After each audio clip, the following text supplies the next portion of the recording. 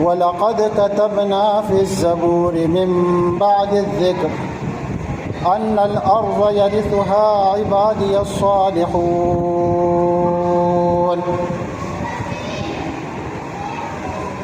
ہر قسم کے حمد و ثنا،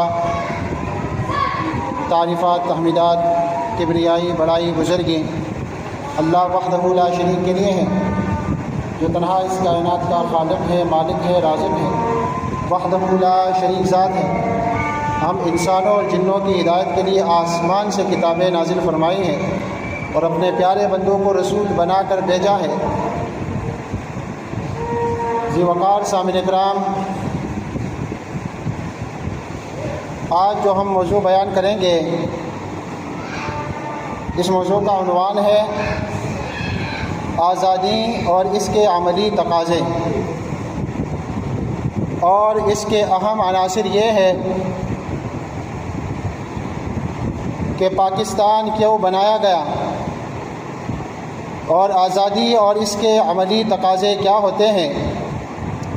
پیارے بھائیوں، قرآن مجید میں اللہ سبحانہ و تعالی ارشاد فرماتا ہے وَلَقَدْ كَتَبْنَا فِي الزَّبُورِ مِن بَعْدِ الذِّكْرِ أَنَّ الْأَرْضَ يَرِثُهَا عِبَادِيَ الصَّالِحُونَ۔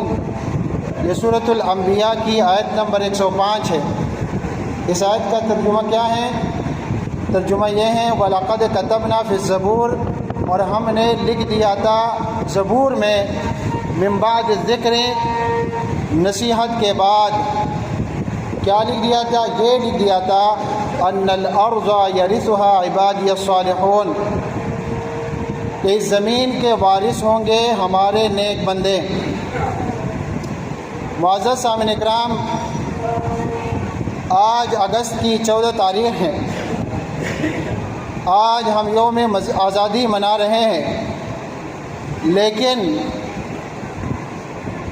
لیکن کیا ہم نے کبھی سنجیدگی سے سوچا ہے کہ یہ آزادی ہمیں کیوں ملی اور کن قربانیوں کے نتیجے میں ملی اور کس مقصد کے لیے ملی؟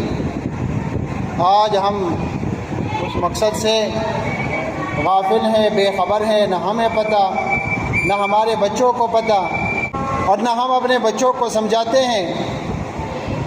تو یہ ہم سب کی غلطی ہے، کوتاہی ہے۔ اور سب سے اہم سوال اس آزادی کے ہم پر کیا تقاضے، کیا ذمہ داریاں ہیں، اور یہی آج ہمارا موضوع ہے۔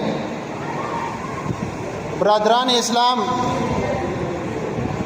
اقبال نے کیا خوب کہا تھا کہ غلامی میں کام آتی ہیں نہ شمشیریں نہ تدبیریں، جو ہو ذوق یقین پیدا تو کٹ جاتی ہیں زنجیریں۔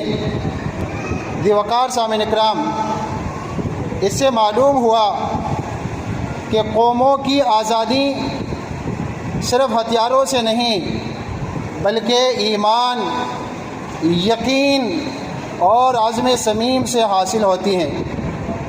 ذی وقار سامعین اکرام، 14 اگست وہ دن ہے جسے تاریخی پاکستان میں سنہرے حروف سے لکھا گیا ہے۔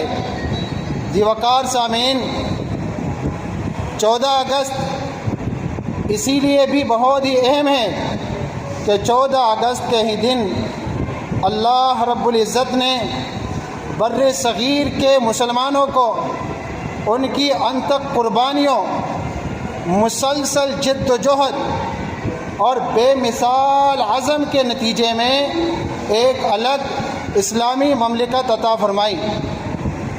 میرے عزیزوں، یہ سفر آسان نہ تھا۔ جب بر صغیر کے مسلمانوں نے دیکھا کہ ہندوستان میں ان پر ہر سمت سے ظلم و ستم بڑھ رہا ہے، ان کے حقوق غصب کیے جا رہے ہیں، تجارت معیشت میں مسلمانوں کو پیچھے دھکیلا جا رہا ہے، تعلیم و تدریس میں روکا جا رہا ہے، ان کی تہذیب و ثقافت کو مٹایا جا رہا ہے، عدل و انصاف کا دروازہ ان پر بند کیا جا رہا ہے۔ مساوات، بھائی چارے کی جگہ مسلمانوں کو تعصب اور نفرت کی نگاہ سے دیکھا جا رہا ہے، یہاں تک کہ مسلمانوں کے مذہبی عقائد و اعمال پر پابندیاں لگائی جا رہی ہیں اور اسلامی شاعر کو مٹانے کی کوشش کی جا رہی ہے اور انہیں ہر سطح پر دبایا جا رہا ہے۔ تو ایسے میں ہمارے بیدار دل قائدین، علماء اکرام اور باشعور عوام نے فیصلہ کیا کہ اب ہم ایک الگ وطن لیں گے، ایک ایسی سرزمین جہاں اللہ کے دین کو آزادی کے ساتھ نافذ کیا جا سکے۔ وہ قریہ قریہ، گاؤں گاؤں گئے، لوگوں کو بیدار کیا، مشاورتیں کیں، قراردادیں منظور ہوئیں، اور جب فیصلہ کن گھڑی آئی تو اس جد و جہد میں تقریباً 20 لاکھ جانوں کا نذرانہ پیش کیا گیا، اور پھر اللہ رب العالمین نے ہم پر اپنا فضل فرمایا اور یہ عظیم نعمت پاکستان ہمیں عطا کی۔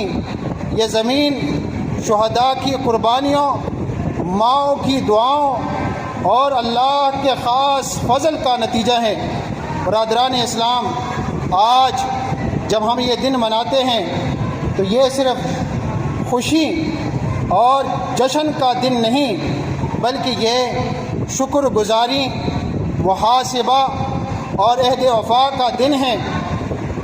ہم عہد کریں کہ اس وطن کو اس کی اصل روح کے مطابق کہ پاکستان کا مطلب کیا، لا الہ الا اللہ کے تقاضوں پر پورا اتاریں گے۔ برادران اسلام، اللہ رب العزت نے قرآن کریم میں فرمایا، وَاذْكُرُوا إِذْ أَنْتُمْ قَلِيلٌ مُسْتَضْعَفُونَ فِي الْأَرْضِ تَخَافُونَ أَنْ يَتَخَطَّفَكُمُ النَّاسُ فَآوَاكُمْ وَأَيَّدَكُمْ بِنَصْرِهِ وَرَزَقَكُمْ مِنَ الطَّيِّبَاتِ لَعَلَّكُمْ تَشْكُرُونَ۔ وَاذْكُرُوا إِذْ أَنْتُمْ قَلِيلٌ مُسْتَضْعَفُونَ فِي الْأَرْضِ، فرمایا کہ یاد کرو جب کہ تم تھوڑی تعداد میں تھے اور زمین میں دبا لیے گئے تھے۔ تخافون ان یتخطفکم الناس، تمہیں اندیشہ تھا کہ تمہیں لوگ اچک لے جائیں گے۔ پیارے بھائیوں، تحریک پاکستان کے پس منظر میں اس جملے کا مفہوم یوں سمجھے کہ بر صغیر میں مسلمان اقلیت میں تھے، ہندوؤں کی اکثریت کے مقابلے میں انہیں خوف تھا کہ وہ اپنے حقوق کا تحفظ کرنے میں کمزور ہیں۔ اپنے جان و مال کو درپیش خطرات کے علاوہ انہیں یہ بھی اندیشہ تھا کہ اکثریت کے ہاتھوں ان کا معاشی، سماجی، سیاسی، لسانی، مذہبی وغیرہ ہر اعتبار سے استحصال ہوگا۔ اب دوبارہ آیت کی طرف آئیے۔ آیت مبارکہ میں اللہ سبحانہ و تعالیٰ کیا ارشاد فرماتا ہے، وَاذْكُرُوا إِذْ أَنْتُمْ قَلِيلٌ مُسْتَضْعَفُونَ فِي الْأَرْضِ تَخَافُونَ أَنْ يَتَخَطَّفَكُمُ النَّاسُ فَآوَاكُمْ وَأَيَّدَكُمْ بِنَصْرِهِ وَرَزَقَكُمْ مِنَ الطَّيِّبَاتِ لَعَلَّكُمْ تَشْكُرُونَ، اور یاد کرو جب کہ تم تھوڑی تعداد میں تھے، زمین میں دبا لیے گئے تھے، تمہیں اندیشہ تھا، خطرہ تھا، ڈر تھا کہ لوگ تمہیں اچک لے جائیں گے، تو اللہ تعالیٰ نے تمہیں پناہ کی جگہ دے دی اور تمہاری مدد کی اپنی خاص نصرت سے، اور تمہیں بہترین پاکیزہ رزق عطا کیا تاکہ تم کیا کرو، باجے بجاؤ یا اللہ کا شکر ادا کرو، تاکہ تم کیا کرو، لعلکم تشکرون، تاکہ تم شکر ادا کرو۔ میرے پیارے اسلامی بھائیوں، یہ آیت مبارکہ ہمیں ہمارے ماضی کی یاد دلاتی ہے، وہ وقت جب بر صغیر میں ایک کمزور اقلیت تھے، ظلم و ستم کا شکار تھے، ہندوؤں اور سکھوں کی اکثریت میں دبے ہوئے تھے، ہماری جان، مال، عزت، ایمان سب غیر محفوظ تھے۔ ہم ڈرتے تھے کہ کہیں دشمن ہمیں مٹا نہ دے، مگر پھر اللہ نے اپنے فضل و کرم سے ہمیں ٹھکانہ دیا، ہمیں ایک آزاد وطن عطا فرمایا، ہمیں اپنی مدد سے طاقت دی اور رزق کے دروازے کھول دیے۔ برادران اسلام، آج ہم ہندوؤں اور سکھوں کی غلامی سے آزاد ہیں۔ ہمارا پرچم، ہمارا وطن، ہماری شناخت سب کچھ اللہ کی عطا ہے، مگر سوال یہ ہے کیا ہم نے اس آزادی کے تقاضے پورے کیے؟ یاد رکھیے، آزادی صرف جغرافیہ کا نام نہیں، بلکہ یہ ایک امانت ہے، ایک ذمہ داری ہے، ایک عہد ہے۔ ہم نے یہ وطن پاکستان کا مطلب کیا لا الہ الا اللہ کے نام پر لیا تھا، تاکہ یہاں قرآن و سنت کا نظام قائم ہو، یہاں کیا ہو؟ عدل ہو، یہاں کیا ہو؟ دیانت ہو، اور امت مسلمہ کے لیے یہ ملک روشنی کا مینار بنے۔ آج کے خطبہ جمعہ میں ہم اسی پر بات کریں گے، آزادی کے حقیقی تقاضے کیا ہے، ہمیں اپنے رب کا شکر کس طرح ادا کرنا ہے، اور ہم کس طرح اس وطن کو اس کے اصل مقصد کی طرف لوٹا سکتے ہیں۔ اللہ کرے کہ آج کا یہ پیغام ہمارے دلوں میں اتر جائے اور ہم اپنے اعمال سے اس آزادی کے حقدار بن جائے۔ برادران اسلام، مگر افسوس کے ساتھ کہنا پڑتا ہے کہ آج بھی ہمارے ملک کے بعض حصوں میں انصاف کے بجائے نا انصافی کے مناظر ہیں، امن و سکون کے بجائے خوف و ہراس کی کیفیت ہے۔ خاص طور پر ہمارے پشتون بھائی جنہوں نے اس ملک کے قیام اور حفاظت کے لیے عظیم قربانیاں دیں، وہ آج بھی اپنے ہی وطن میں شکایت کرتے دکھائی دیتے ہیں۔ ظلم و ستم کے کئی واقعات نے کئی معصوم گھروں کو اجاڑا، دلوں میں کرب اور بے اعتمادی کی فضا پیدا کی۔ ہم کسی فساد کو بالکل سپورٹ نہیں کرتے، مگر بات یہ ہے کہ فسادی کسی بھی جگہ کا ہو، کسی بھی صوبے میں فسادی ہو تو ان فسادیوں کے لیے باقاعدہ ایک قانون ہو اور سب کے لیے ایک جیسا قانون ہو۔ جی وقار سامعین اکرام، ہم کسی فساد کو بالکل سپورٹ نہیں کرتے، مگر مطالبہ یہ ہے کہ بے گناہوں کو نہ ستایا جائے، مظلوم کی فریاد کو سنا جائے اور ہر شہری کو برابری کا حق دیا جائے۔ یہ ملک ہم سب کا ہے، ہم سب کا، پنجابی، سندھی، بلوچی، مہاجر، پشتون، ہم سب بھائی بھائی ہیں، ہم سب کا یہ ملک ہے۔ یہ وطن کسی ایک قومیت کا نہیں بلکہ امت مسلمہ کا مشترکہ قلعہ ہے۔ اگر ہم نے انصاف کو پس پش ڈال دیا تو نہ آزادی باقی رہے گی، نہ بھائی چارہ، نہ محبت۔ پیارے بھائیوں، یہ وطن سب کا ہے، سب پاکستانی قوموں کا، پنجابی ہو، سندھی ہو، بلوچی ہو، مہاجر، کشمیری، پشتون، سب کا، ہم سب ایک ہی جسم کے اعضاء ہیں۔ اگر ایک حصہ دکھے تو پورا جسم بے چین ہو جاتا ہے۔ آئیے ہم ایک دوسرے کے زخموں پر مرہم رکھے، نفرت نہیں، محبت بانٹے، تقسیم نہیں، اتحاد پیدا کرے اور مل کر پاکستان کو وہ بنائیں جس کا خواب ہمارے آباء و اجداد نے دیکھا تھا۔ برادران اسلام، یہ کتنا بڑا المیہ ہے کہ ہندوؤں، سکھوں، انگریزوں کی ہزار مخالفتوں، شرارتوں، سازشوں کا ڈٹ کر مقابلہ کرنے کے بعد، لاکھوں جانوں کا نذرانہ پیش کرنے کے بعد، عصمتوں کی قربانیاں دینے کے بعد، کروڑوں اربوں کی جائیدادیں چھوڑ دینے کے بعد جب وطن ہمیں نصیب ہوا، اس کے قیام کی داستان اور مقاصد سے آج کی تیسری نسل بالکل بے خبر ہے۔ آج کے نوجوان نہایت معصومیت سے سوال کرتے ہیں، پاکستان کیوں بنایا گیا تھا؟ انڈیا کو کیوں توڑا گیا تھا؟ اگر ہم اکٹھے رہتے تو کیا تھا؟ اور کبھی یہ بھی کہتے ہیں اگر ہم دوبارہ اکٹھے ہو جائے تو کیا حرج ہے؟ کاش وہ جان سکے کہ یہ وطن کسی زمین کے ٹکڑے کے لیے نہیں بلکہ ایک عقیدے، ایک نظریے اور ایک ایمان کی روشنی کے لیے حاصل کیا گیا تھا۔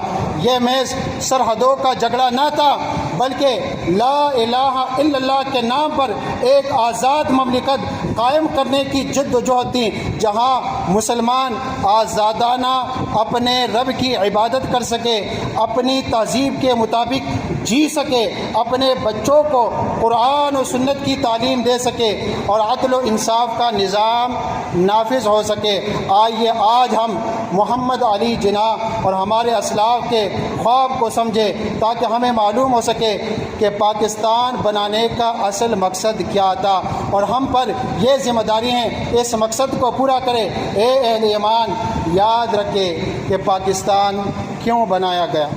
یاد رکھے جب بر صغیر کے مسلمان ہندوؤں کی اکثریت کے سیاسی غلبے، تہذیبی دباؤ، مذہبی پابندیوں اور معاشی محرومیوں سے تنگ آ چکے تھے، بر صغیر کے مسلمانوں کو اپنے دین اور تہذیب کے بقا کے لیے ایک الگ خطے کی ضرورت تھی۔ محمد علی جناح نے اس حقیقت کو یوں بیان کیا، پاکستان اس لیے وجود میں آیا تاکہ مسلمان اپنے دین کے مطابق آزادانہ زندگی گزار سکے اور قرآن و سنت کا نظام نافذ ہو۔ ایک موقع پر یہ فرمایا، ہم نے پاکستان اسلام کے اصولوں کے مطابق ایک فلاحی ریاست بنانے کے لیے حاصل کیا ہے جہاں ہر شہری کو انصاف اور برابری کے حقوق حاصل ہو۔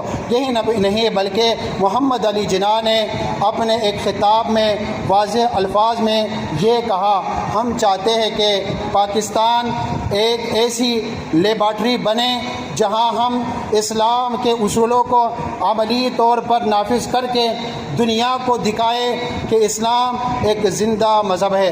برادران اسلام، پاکستان کی بنیاد قرآن و سنت ہے اور انشاءاللہ ہمیشہ رہے گی۔ ہمارا فرض ہے کہ اس کی نظریاتی اساس کو نہ بھولیں اور اپنی آنے والی نسلوں کو یہ بات یاد دلائیں کہ پاکستان صرف آزادی نہیں بلکہ یہ ایک امانت ہے، ایک ذمہ داری ہے اور ایک عہد ہے جسے پورا کرنا ہم سب پر لازم ہے۔ برادران اسلام، یاد کیجئے وہ عظیم لمحہ جب بر صغیر کے مسلمانوں کی آزادی کی تحریک اپنے عروج پر تھی اور محمد علی جناح نے ایک الگ ملک کے قیام کی قرارداد پیش کی۔ یہ محض ایک سیاسی قرارداد نہ تھی بلکہ ایمان اور نظریے کی صدا تھی۔ اس وقت فضا ایک ہی نعرے سے گونج اٹھی اور وہ نعرہ یہ تھا کہ پاکستان کا مطلب کیا؟ لا الہ الا اللہ۔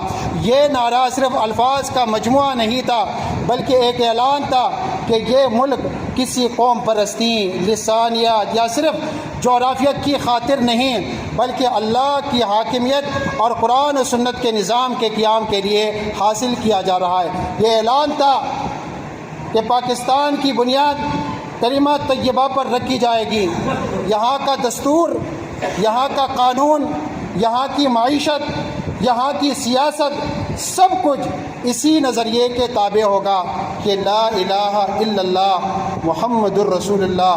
برادران اسلام، ہمیں یہ نہ بھولنا چاہیے کہ یہ نعرہ محض ماضی کا ایک ترانہ نہیں بلکہ آج بھی ہمارے ایمان کا تقاضا ہے کہ اس سرزمین پر اللہ کے دین کا نظام قائم کرے تاکہ یہ امانت اپنے اصل مقصد کے مطابق محفوظ رہے۔ پیارے بھائیوں، مارچ 1946 کو محمد علی جناح نے شیلانگ میں خطاب کرتے ہوئے کہا، اسلام مکمل ضابطۂ حیات ہے اور دین کو سیاست سے الگ نہیں کیا جا سکتا۔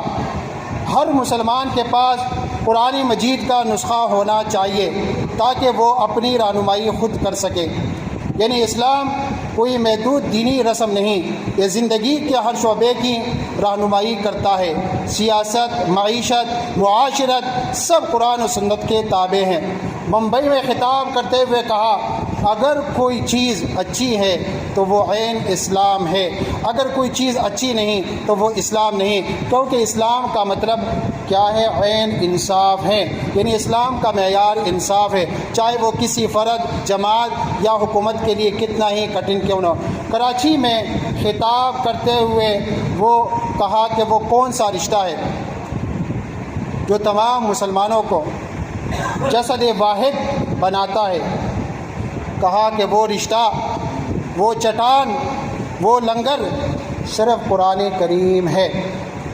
ایک رب، ایک رسول، ایک کتاب، ایک امت، یعنی ہماری طاقت کا راز وحدت میں ہے، اور یہ وحدت صرف قرآن و حدیث کے پرچم تلے ممکن ہے۔ پاکستان کی بنیاد کیا ہے؟ شریعت الہی۔ پیارے بھائیوں، 25 جنوری 1941 کو محمد علی جناح نے کراچی بار ایسوسی ایشن سے خطاب کرتے ہوئے کہا، میرے علم میں یہ بات لائی گئی ہے کہ کچھ حضرات جان بوجھ کر شرارت کر رہے ہیں، پروپیگنڈا کر رہے ہیں کہ پاکستان کے آئین کی بنیاد شریعت پر نہیں ہوگی۔ ہماری زندگی پر اسلامی اصولوں کا اطلاق آج بھی اسی طرح ہے جس طرح 1300 سال پہلے ہوتا تھا، یعنی پاکستان کی بنیاد ہی کہا کہ شریعت الہی ہے اور اس سے انحراف ممکن نہیں۔ اللہ رب العالمین سے دعا ہے کہ اللہ رب العالمین ہمیں اور ہمارے بچوں کو پاکستان کا جو اصل مقصد ہے وہ سمجھنے کی توفیق عطا فرمائے، جس مقصد کے لیے یہ ملک حاصل کیا گیا تھا کہ یہاں پہ شریعت کا نظام نافذ ہو۔ اور 79 سال گزر گئے لیکن ہماری عدالتوں میں وہ نظام اسی طرح قائم نہیں ہو سکا ہے جس طرح کے ہونا چاہیے تھا، اور یہ بہت بڑی ذمہ داری ہے جو اس قوم پر ہے، اس قوم کے لیڈروں پر ہے۔ اللہ رب العالمین سے دعا ہے کہ اللہ رب العالمین ہمیں اس امتحان میں کامیاب عطا فرمائے اور اس ملک کو دنیا کے تمام ممالک کے لیے اور دنیا کے تمام مسلمانوں کے لیے ایک آئیڈیل بنائیں۔ آمین۔ وآخر دعوانا الحمدللہ۔